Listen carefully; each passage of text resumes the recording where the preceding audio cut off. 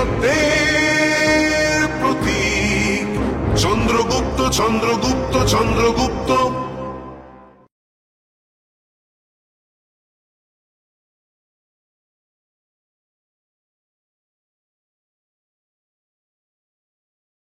আমি স্পষ্টভাবে সন্দেহজনক ত্রুটি দেখতে পাচ্ছি। এই ধাঁধা মোটেই সঠিক নয়। চিত্ররূপার রক্ষা কবচ ভেঙে পড়েছে।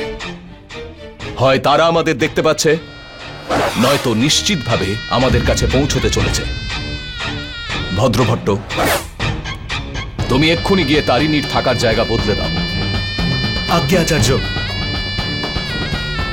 পুরুষতত্ত্ব, আজ্ঞে আচার্য। চন্দ্রগুপ্তকে খোঁজো আর এখানে আসতে বলো। ঠিক আছে আচার্য। চন্দ্রগুপ্তের জীবনও সংকটে রয়েছে। খাদানের ভিতরের অবস্থা খুব খারাপ বাবা।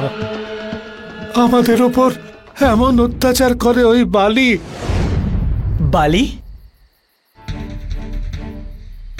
কে বালি? কার্বিনাথের ডান হাত। কারাগারের প্রধান ওই দুষ্টু পাপীর প্রত্যেকদিন চাবুক দিয়ে মারা আর বন্দীদের মেরে ফেলা ওর কাছে খুবই সাধারণ ব্যাপার।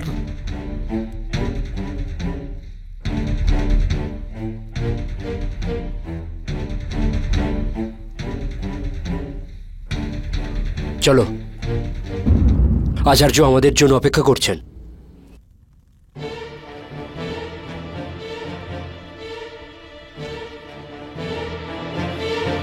বেঁচে থাকো বাবা, বেঁচে থাকো। তুমি আমাদের নরক থেকে বার করেছ। ভগবান তোমায় সবকিছু দেবে।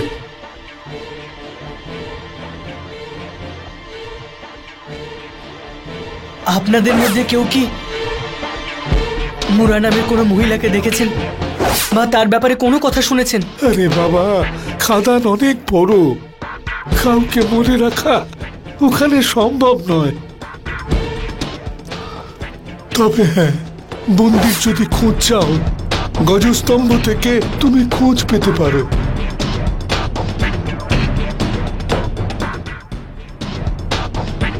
ওতে সব বন্দীদের নাম খোদাই করা থাকে।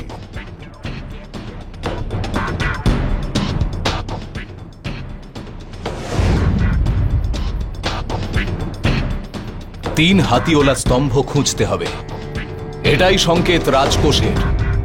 মনে আছে, দদিত বাবুও ঠিক এটাই বলেছিলেন।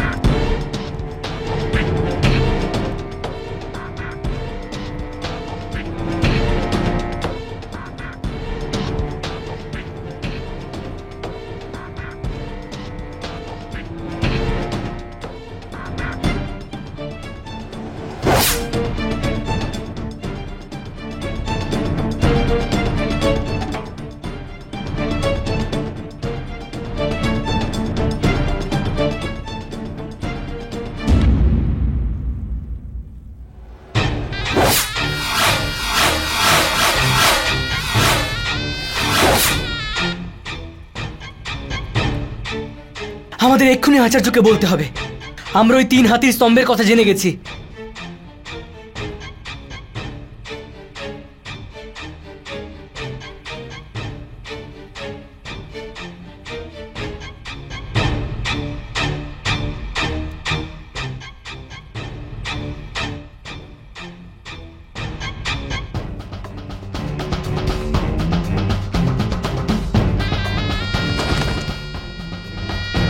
আচার্য তো এখানে নেই, কোথায় গেছেন? বন্ধুরা, আমাদের ভিন্ন ভিন্ন দিকে গিয়ে আচার্যকে খুঁজতে হবে। হ্যাঁ, চলো।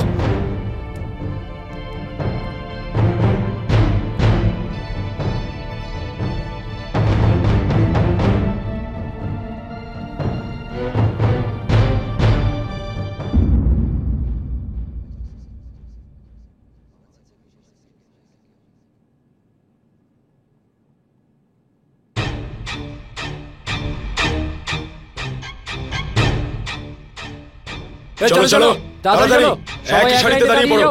চলো চলো চলো চলো চলো।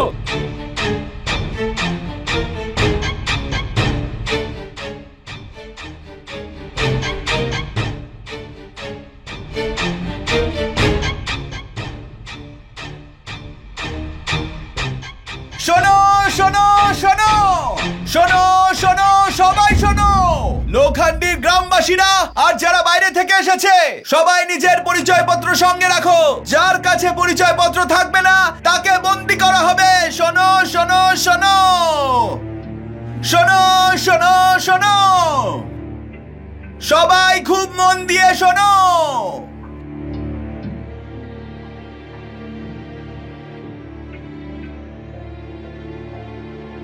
পরিচয়পত্র।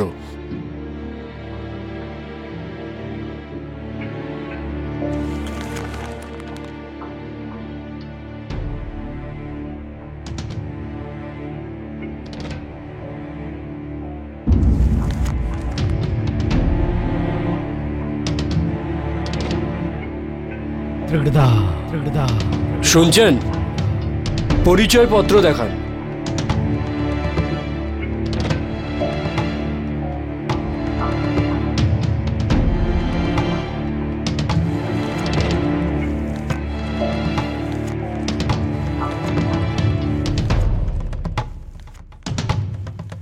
আরে কিছু বলবে তো নাকি?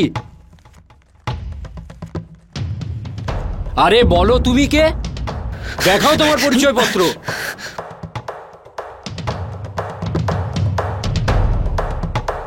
ও তাহলে তুমি আমার কথা শুনবে না।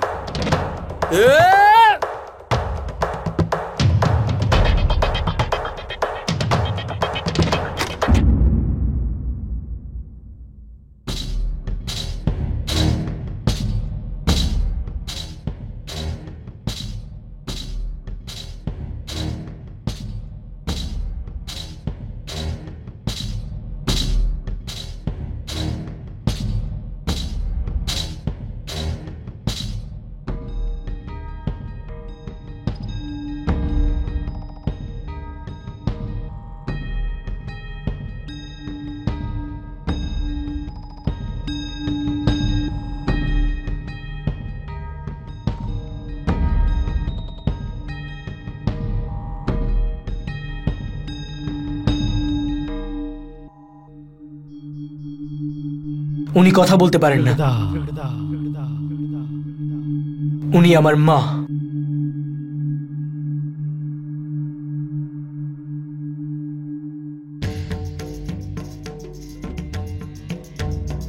আচ্ছা, তোর মা হয়। তুই কে? দেখা তোর পরিচয়পত্র। আরে দেখা, কোথায় তোর পরিচয়পত্র? দেখা তোর পরিচয়পত্র।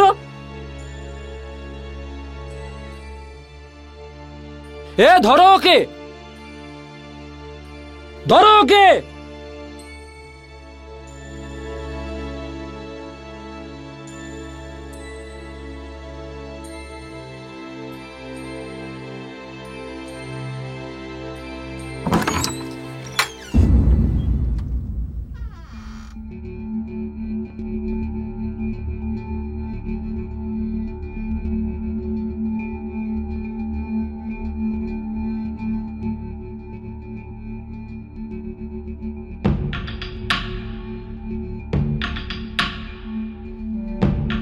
আপনি এখানেই লুকিয়ে থাকবেন যতক্ষণ আমি ফিরে আসছি। এখানেই লুকিয়ে থাকবেন।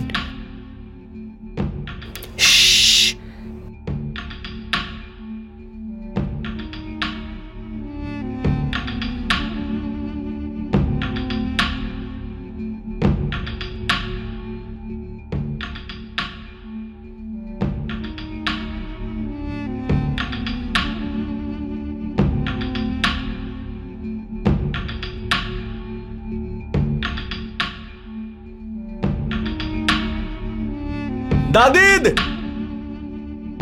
দাদিদ,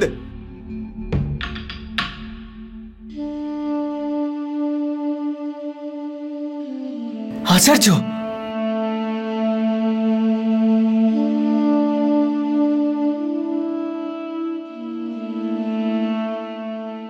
সুরক্ষার সমস্ত ব্যবস্থা ভেঙে পড়েছে।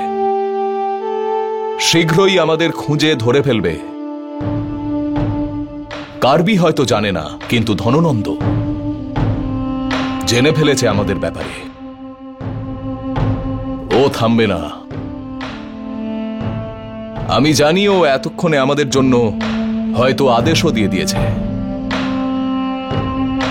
আমরা অবশ্যই ধরা পড়ব, আর ও আমাদের দিকে ক্রমশ এগিয়ে আসছে। কিন্তু রাজকোষ তো তুমি খুঁজেই পাওনি, তবে কি খালি হাতে ফিরে যাবে? এতটা এগিয়ে গেছি যে এখন আর ফেরা সম্ভব নয়। তোমার লক্ষ্য খুব একটা সহজ ছিল না।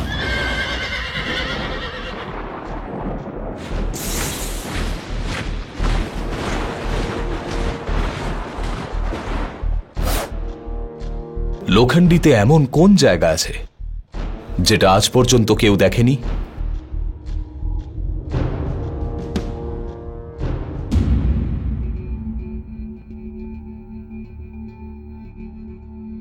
বন্ধুরা, আমি জানতে পেরেছি যে আচার্য দাজিত বাবুর বাড়িতে আছেন। চলো।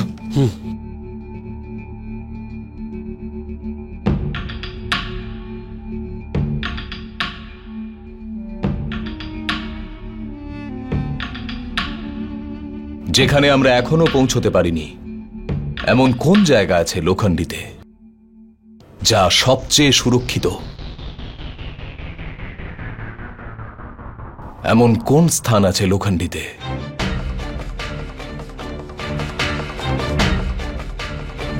কিছু মনে পড়ছে দাদিত বাবু? না।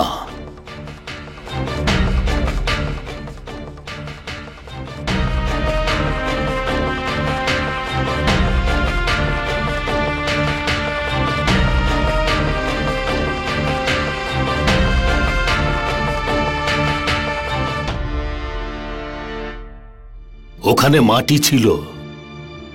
মাটি তো সব জায়গায় আছে।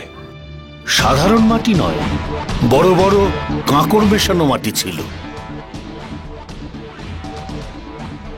যখন সৈনিকরা আমাকে টেনে নিয়ে যাচ্ছিল আমার পিঠ ছড়ে গিয়েছিল।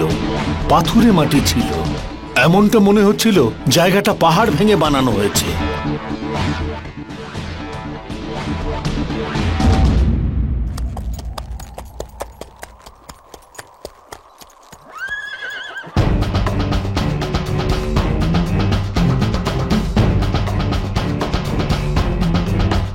বুঝতে পেরেছি আমি। আচার্য, আমরা গজস্তম্ভের স্থানের কথা জানতে পেরেছি। জানি, খাদানে আছে গজস্তম্ভ।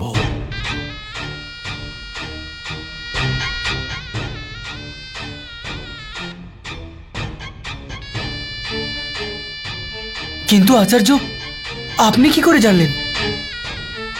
কি গজস্তম্ভ? 3টে হাতিওয়ালা? হ্যাঁ।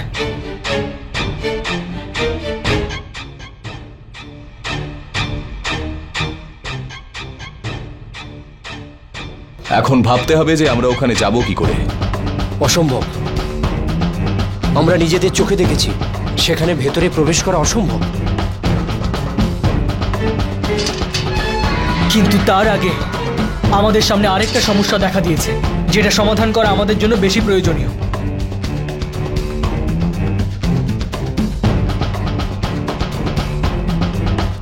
আচার্য,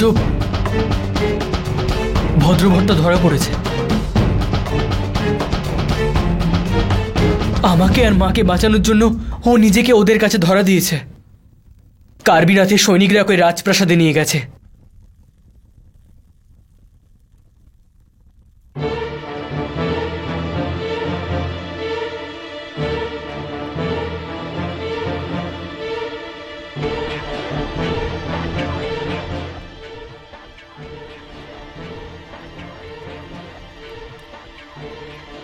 আমার একটা পরিকল্পনা আছে। কি আচার্য? আপনি কোন বিষয়ের কথা বলছিলেন যা ছুঁতেই মানুষ অজ্ঞান হয়ে যায়? 8 প্রহর অজ্ঞান থাকে। ওই বিষটা আমি নিজে বানিয়েছি, আমি এক্ষুনি নিয়ে আসছি।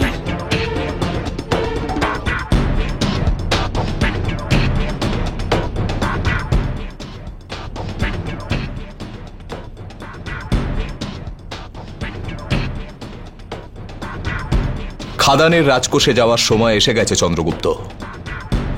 তুমি কি প্রস্তুত?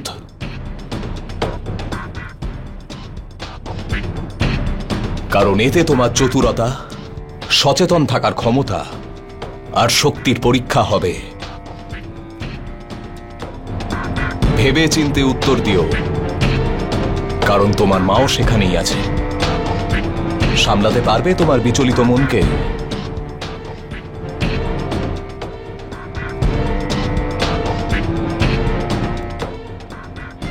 আমি আপনাকে নিরাশ করব না আচার্য, কখনো না।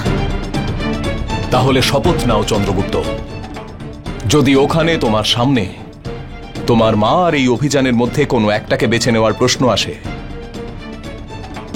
তাহলে তুমি এই অভিযানের সফলতাকেই বেছে নেবে।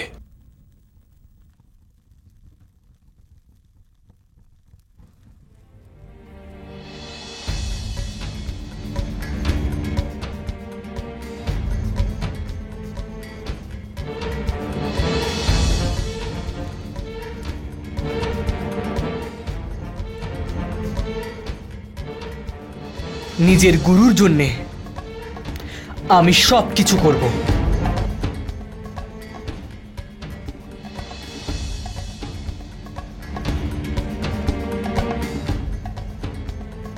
আপনার জন্যে আর আপনাকে দেওয়া প্রতিশ্রুতির জন্যে যদি আমার মাও সামনে চলে আসেন, তাহলে আমি এই অভিযানের সাফল্যকেই বেছে নেব।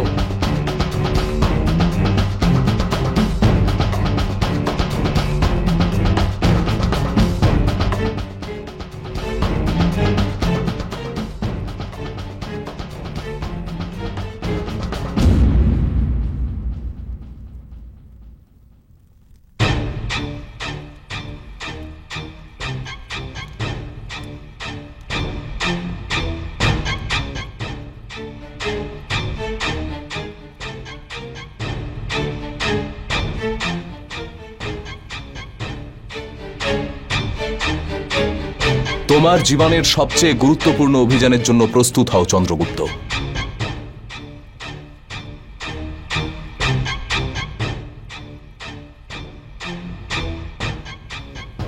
এতে তোমার আত্মা, তোমার হৃদয় আর তোমার বুদ্ধিরও পরীক্ষা হবে। আজ পর্যন্ত তুমি গুরুকুলে যা কিছু শিখেছ, আমার থেকে শিখেছ, সেই সব কিছুর পরীক্ষা হবে।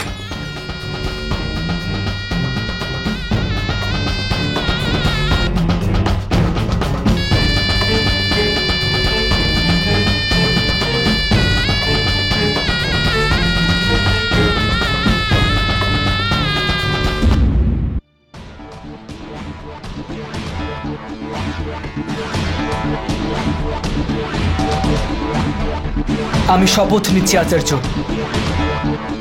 আমি আপনার সামনে প্রস্তুত।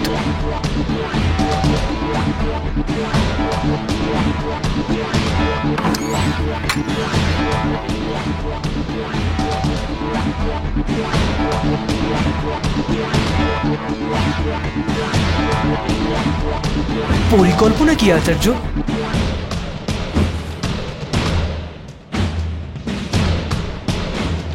পরিকল্পনা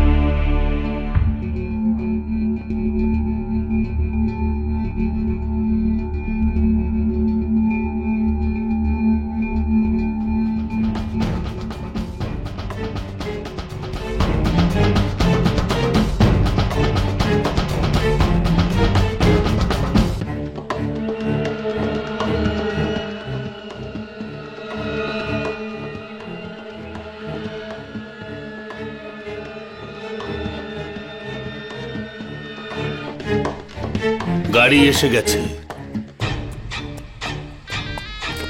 ধন্যবাদ। চাণক্য, তুমি জানো তো তুমি কি করছো?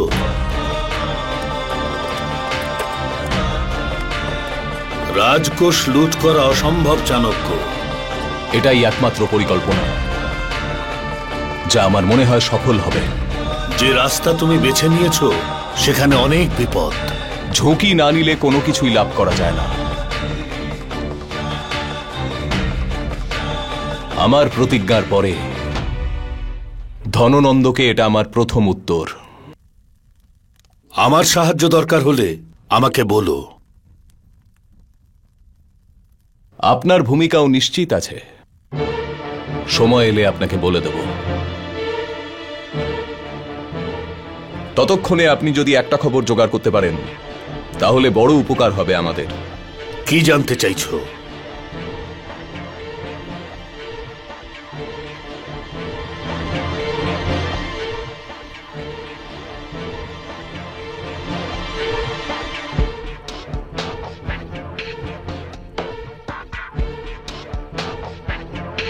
কর থেকে প্রাপ্ত সম্পদ মগধের রাজকোষে পাঠানোর ব্যবস্থা করো বজ্রসেন। মহারাজ, ছোট মুখে বড় কথা। শ্রীমান, বাইরে ব্রাহ্মণ চাণক্য এসে গেছেন।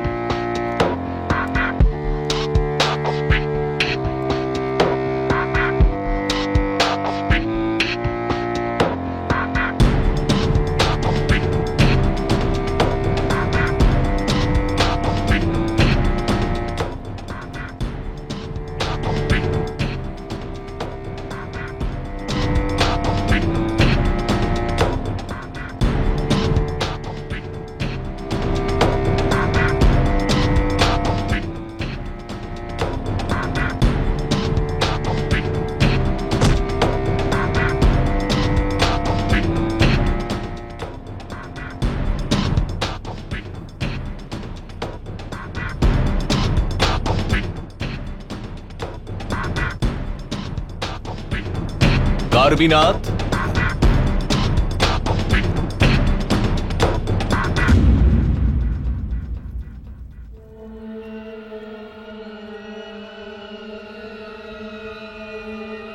মূর্খ ব্রাহ্মণ, এইভাবে সবার সামনে কার্বিনাথকে নাম ধরে ডাকার সাহস তুই কোথা থেকে পেলি? কারণ বল, না হলে পরিণাম মৃত্যুদণ্ড।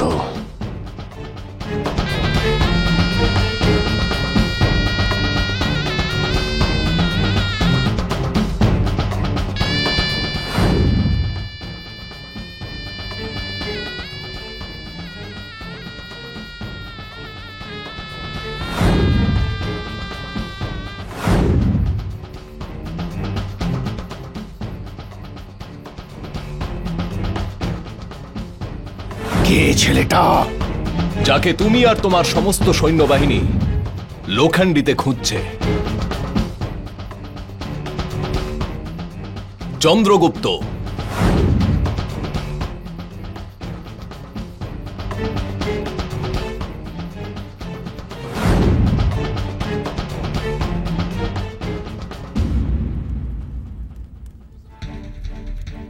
অবশ্যই এতে তোমার কোনো উদ্দেশ্য আছে ব্রাহ্মণ। আমি যতদূর জানি যে তুমি কোনোভাবেই লোখান্ডির ভালো চাও না, আর আমার কাছে যা খবর আছে তুমি আমাদের কোনো করও দাও না। তাহলে তুমি কেন নিয়ে এসেছো এই ছোট নিরীহ বালককে এইখানে? তুমি আমার একজন শিষ্যকে বন্দী করেছ যার নাম ভদ্রভট্ট। আমি আমার শিষ্যের মুক্তি চাই, যার বদলে আমি এই বালককে বিষাক্ত সূঁচ ফুটিয়ে মূর্ছিত করে তোমার কাছে নিয়ে এসেছি। এখনো অষ্টপ্রহর অচেতন থাকবে। আমি কি করে তোমার কথা বিশ্বাস করব ব্রাহ্মণ? বলো, কেন তোমার কথা আমি বিশ্বাস করব? কারণ আমি মগধের লোক, যদিও আমি তক্ষশিলার গুরুকুলে শিক্ষাদান করি, কিন্তু আমার শিকড় পাটলিপুত্রে। আর রাষ্ট্রহিতের ব্যাপারে ভাবা আমার ধর্ম। আমার শিষ্য আমাকে ফিরিয়ে দাও, তার বদলে এই ছেলেটিকে নিয়ে নাও।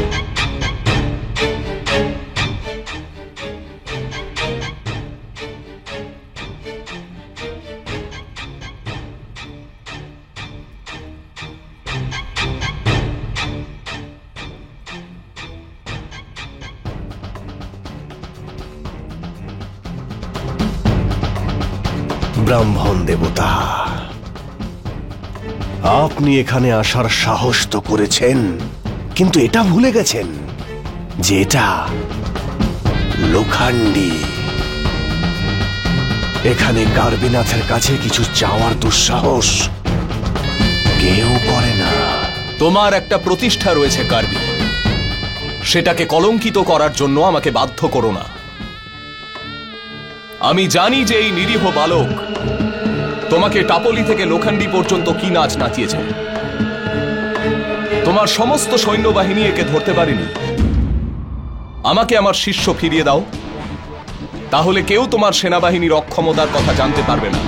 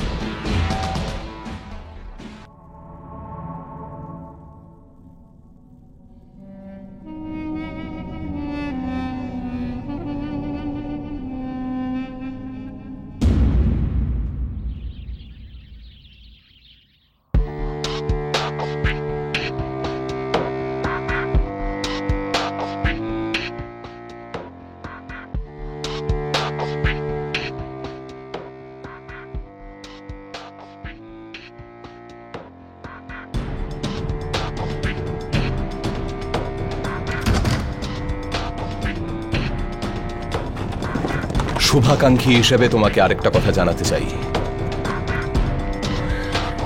এই ছেলেটি টাপলির নয়, তবুও টাপলির লোকেদের সাহায্য করছিল।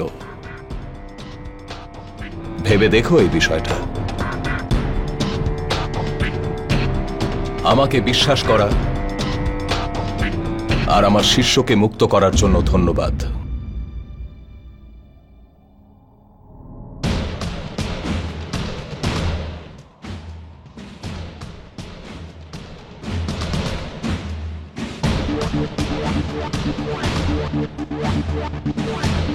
মহারাজ, যদি আপনি আদেশ দেন তাহলে এই ব্রাহ্মণের পিছু নিতে পারি। যেতে দাও এই ব্রাহ্মণকে। তুমি শুধু একটা কথা খেয়াল রেখো, এই বাচ্চা ছেলেটার জ্ঞান ফিরতেই তুমি আমায় তাড়াতাড়ি খবর দেবে। আচার্য,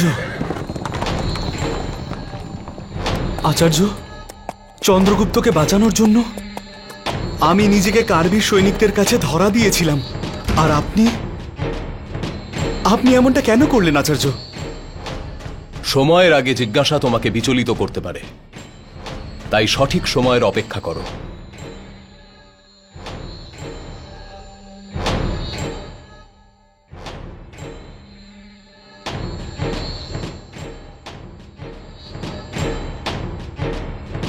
চাণক্যকে তার সময় কূটনীতির সর্বশ্রেষ্ঠ বলা হতো। নিজের সময়ের অসঙ্গতির বিরুদ্ধে লড়তে গিয়ে তিনি রাজনীতিতে কূটনীতির কেন ব্যবহার করলেন, তার মনে কি ছিল কেউ জানে না। কিন্তু এটা চাণক্যের তৈরি প্রথম রাজনৈতিক ষড়যন্ত্র ছিল, যার ফল হলো এমন।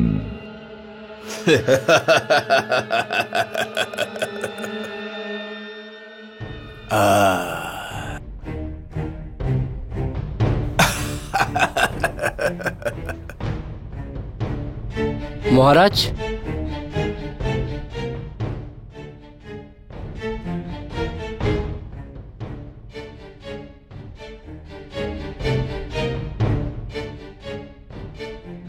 একান্তে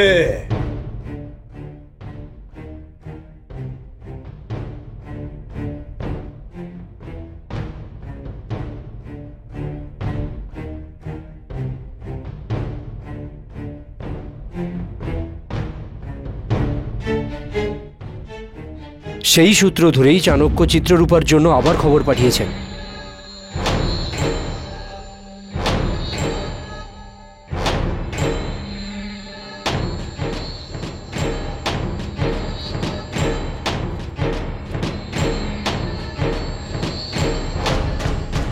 তাহলে আমার ওপর বদলা নেওয়ার জন্যে ওই চাণক্য কার্বির সঙ্গে হাত মিলিয়েছে, আর ওই কার্বি জোট বেঁধেছে ওই দুষ্ট চাণক্যর সঙ্গে। কার্বি এতটা দুঃসাহস! ধননন্দের শত্রুর সঙ্গে হাত মিলিয়েছিস তুই? ষড়যন্ত্র, সেটাও ধননন্দের বিরুদ্ধে। তেরিকটে ধা!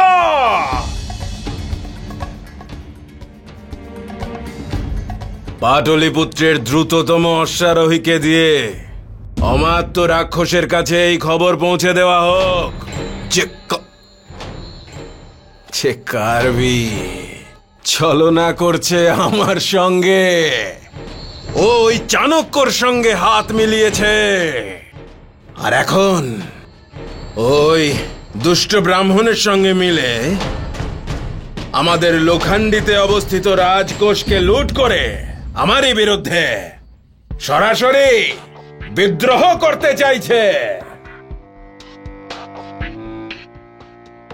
সেজন্য আমি এটা চাই যে অমাত্য রাক্ষস আমার রাজকোষের পুরো সুরক্ষা ব্যবস্থা তাড়াতাড়ি নিজের হাতে নিয়ে নিক, আর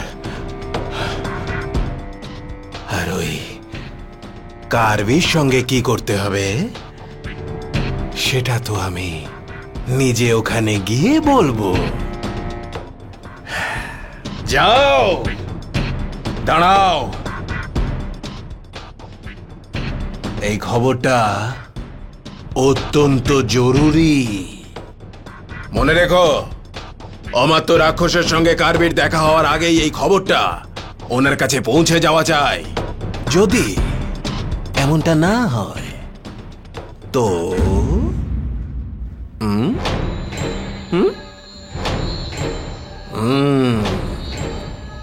যাও।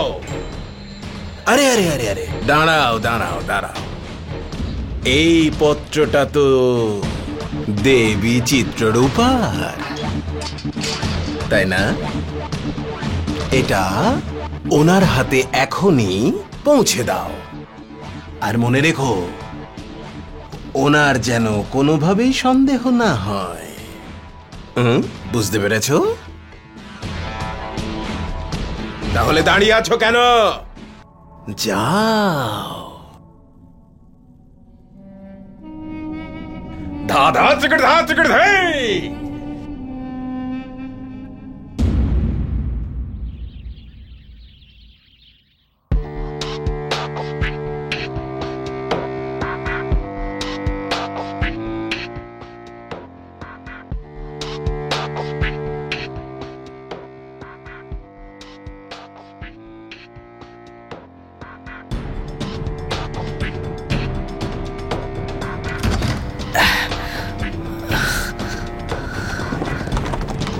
তোমার জীবনের সবচেয়ে গুরুত্বপূর্ণ অভিযানের জন্য প্রস্তুত হও চন্দ্রগুপ্ত। আজ পর্যন্ত তুমি গুরুকুলে যা কিছু শিখেছ, আমার থেকে শিখেছ, সেই সব কিছুর পরীক্ষা হবে। যে তুমি সমস্ত কষ্ট, সব বলিদানের জন্য প্রস্তুত। পরিকল্পনা কি আচার্য? পরিকল্পনা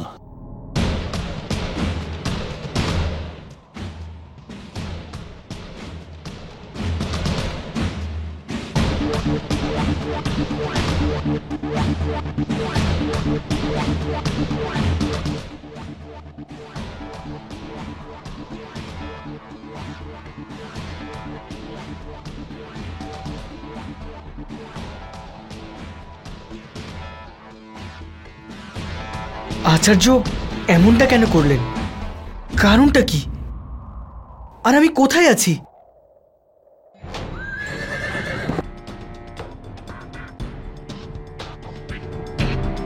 ছেলেটার জ্ঞান ফিরেছে। কার্ভিনাথকে খবরটা দাও।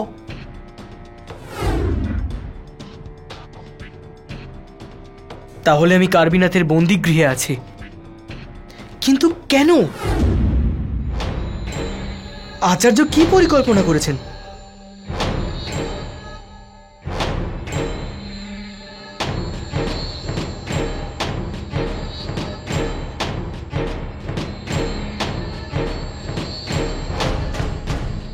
চন্দ্রগুপ্ত, সচেতন হয়েই তুমি নিজেকে বন্দিগৃহে দেখতে পাবে। আমি তোমার বদলে ভদ্রভট্টকে মুক্ত করিয়েছি।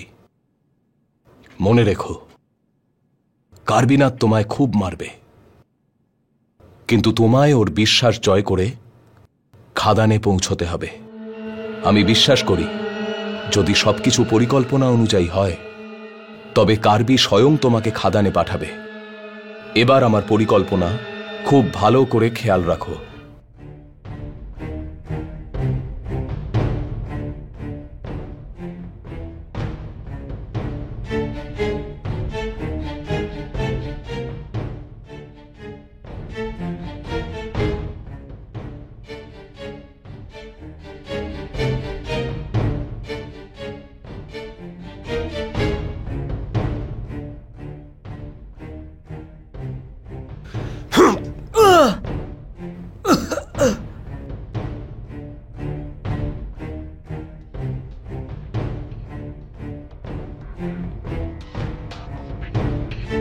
বল, কোথা থেকে এসেছিস তুই? টপলি থেকে। এটা তুই মিথ্যে বলছিস। এবার সত্যিটা বল। আমি বললাম তো আপনাকে, আমি টপলি থেকে এসেছি। আমার ব্যাপারে জানি না কত রকম মিথ্যে গল্প ছড়িয়েছে। ওদের মনে হয় যে আমার নাকি কষ্ট দিতে খুব ভালো লাগে, কিন্তু এটা একেবারে মিথ্যে। আমি তো কষ্ট দিতেই পারি না। জানো কেন? কারণ আমি আমার বন্দীদের একেবারে প্রাণেই মেরে ফেলি।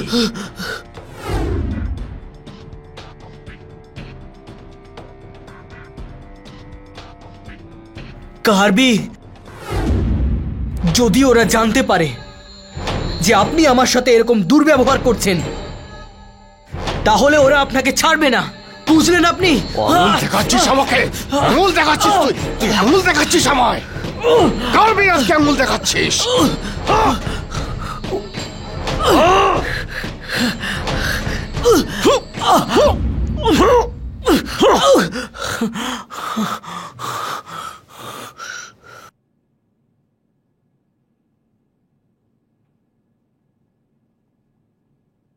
মেরে নিন কার্বি, যত ইচ্ছে মারুন, কিন্তু মনে রাখবেন, যখন ও আসবে না, তখন কিন্তু আপনাকে ছাড়বে না। সে যেই হোক না কেন, কার্বি তাকেও ছাড়বে না। কিন্তু তার আগে আজ কার্বি তোর জীবন এখানেই শেষ করে দেবে। ছাড়বে না আপনাকে ধননন্দ।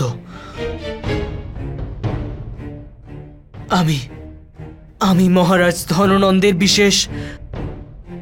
বিশেষ গুপ্তচর।